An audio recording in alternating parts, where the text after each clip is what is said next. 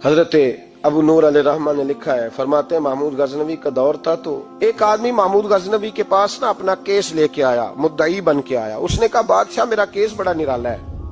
بادشاہ سلامت نے کہا وہ کس طرح؟ کہنے لگا یہ میرے پاس ایک تھیلی ہے، میں نہ سفر پہ جانے لگا تو یہ تھیلی پوری ہیروں کی بھری ہوئی، فلاں علاقے کے جو قاضی صاحب ہے نا، میں جاتی دفعہ میں کہیں سفر پہ جا رہا تھا تو میں ان کے پاس چھوڑ گیا کہ رستہ لمبا ہے، کہیں کوئی مجھ سے چھین نہ لے، ہیروں کی بھری ہوئی تھی۔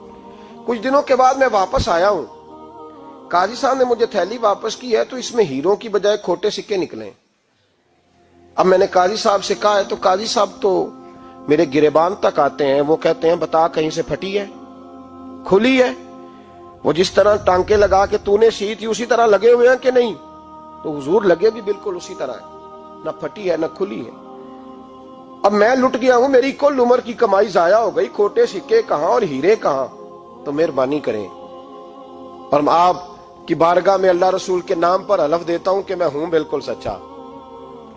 محمود غزنوی کہنے لگے تو جا، تھیلی چھوڑ جا، اور جب میں تجھے بلاؤں گا پھر دوبارہ آنا۔ وہ شخص چلا گیا۔ محمود غزنوی اٹھے، دربار برخاست کیا، لوگوں سے کہنے لگے چلے جاؤ، میں 3 دن کے لیے سیر کرنے جا رہا ہوں، 3 دن کے بعد لوٹوں گا۔ اکیلے جب رہ گئے نا محمود دربار میں تو محبوب نے چھری منگائی۔ وہ جس تخت پہ بیٹھتے تھے وہاں گدا بچھا ہوا تھا، یہ گدا پڑا ہے نا، گدا بچھا ہوا تھا۔ محمود نے چھری کے ساتھ اس کو پھاڑ ڈالا اور چھری جیب میں رکھی نکل گئے۔ کہنے لگے میرے بعد کوئی میرے دربار والے احاطے میں داخل نہ ہو۔ محمود چلے گئے۔ اب وہ صفائی کرنے والا جب آیا نا، اس نے آ کے دیکھا تو گدا تو پھٹا ہوا ہے۔ اس نے شور ڈال دیا، پہرے دار بھی آ گئے، فلاں صاحب بھی آ گئے، فلاں صاحب۔ اس نے کہا وہ خدا کے بندو، اس کا گدا پھٹ گیا ہے، وہ تو مار ڈالے گا۔ اس نے کہا تھا سوائے صفائی اور نگرانی والے کے دوسرا آئے کوئی نہ، اور یہاں آیا بھی کوئی نہیں، پہلے دن ہی پھٹا ہوا ہے تو لٹکا دے گا سب کو، کیا کریں؟ شور ہو گیا، سارے دربار کے ملازمین اکٹھے ہو گئے۔ ایک بندہ بولا، کہنے لگا فکر نہ کرو، میں کیسے بندے کو جانتا ہوں، اس طرح سیے گا کہ جس نے پھاڑا ہوگا اسے بھی پتہ نہیں چلے گا کہاں سے پھٹا تھا، ایسا بہترین رفو کرے گا کہ پتہ بھی۔ اس نے کہا یار ہم سارے 1 مہینے کی تنخواہ دیتے ہیں، تو بندہ بلا۔ وہ بلا لیا اس کو، اس کا نام محمد رفو گر تھا۔ وہ آیا، اس کو گدا دکھایا، اس کا یار اس طرح سینہ پتہ نہ چلے۔ اس نے کہا فکر ہی نہ کرو، میں بڑا کاریگر ہوں۔ بڑے بڑے کاریگر لوگ نہیں ہمارے ملک میں پائے جاتے، کوئی نشان چھوڑتے ہیں پیچھے؟ بڑے کاریگر کا پیسے ہونے چاہیے، بڑے بڑے کاریگر بندے۔ آپ یقین کریں ایسا فلسفہ، یہ عمرہ عبادت ہے نا، سرکار دو عالم صلی اللہ علیہ وسلم کی بارگاہ کی حاضری بڑی نعمت ہے نا۔ تو سعودی گورنمنٹ نے پابندی لگا دی، خیر ان کی بھی زیادتی ہے، اس طرح کی پابندیاں شریعت اسلامیہ میں جائز نہیں۔ اللہ کے گھر مسلمان جب چاہے جا سکتا ہے، لیکن وہ کہتے ہیں جی 2000 ریال دے جس نے 2 سال بعد بھی آنا ہے۔ انہوں نے پابندی لگائی تو ہمارے ایجنٹوں نے بھی کئی خاص ٹریننگ حاصل کی ہوئی ہے، پتہ نہیں کہاں سے سیکھ کے آئے، انہوں نے بھی رستہ نکال لیا۔ ایک صاحب سے میں نے کہا کہ جناب وہ 2000 ریال لگ گیا تو کیا کرنا ہے؟ کہنے کوئی مسئلہ نہیں، پاسپورٹ نواں بنوا لو، گنجائش ہے، یعنی ہر شے کا حل ہے۔ اور میں نے کہا یار اب عمرہ کرنے جاتے وقت بھی بندہ دھوکہ دے کے جائے، اللہ کے گھر جاتے وقت بھی اس طرح کی حرکت کرے، کیا حال ہو گیا؟ ہر چیز کا لوگوں نے حل نکال لیا، ہر چیز کا لوگوں نے سٹائل بنا لی۔ ایسا نہ کریں، یہ درست نہیں۔ احمد رفو گر کہنے لگا اس طرح سیوں گا کہ پھاڑنے والے کو بھی پتہ نہیں۔ ان کا پیسے لے یار تو سی دے۔ اس نے سی دی، اگلے شام ہی لا کے بچھا دیا گدا۔ تیسرے دن بادشاہ سلامت آئے، آ کے پہلی نظر گدے پہ ڈالی۔ اس نے بلایا سب ملازمین کو، کہا کس نے سیا ہے؟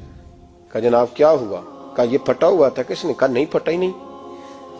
وہ کہنے لگے بنو بات، میں خود پھاڑ کے گیا تھا، تو بتاؤ صحیح سیا کس نے ہے؟ کہا جناب آپ پھاڑ کے گئے تھے تو بتایا کیوں نہیں؟ فرمانے لگے اسی لیے تو بتایا نہیں تھا کہ تم خود تحقیق کر لو، بلاؤ بتاؤ سیا کس نے۔ تو بلا لیا، احمد رفو گر آ گیا۔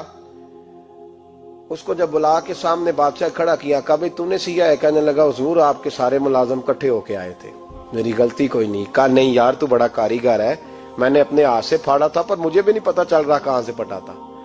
اچھا یہ بتا یہ تھیلی جو ہے یہ بھی تو نے سی تھی؟ اس نے کہا جی آپ کے خادم کا ہی کارنامہ ہے، وہ فلانے علاقے کے قاضی صاحب آئے تھے، اس میں سے ہیرے نکال کے تو کھوٹے سکے بھرے تھے، تو مجھے بھی تھوڑا سا حصہ ملا تھا۔ محمود نے سارے گواہ بھی اکٹھے کر لیے، ثبوت بھی اکٹھے کر لیے۔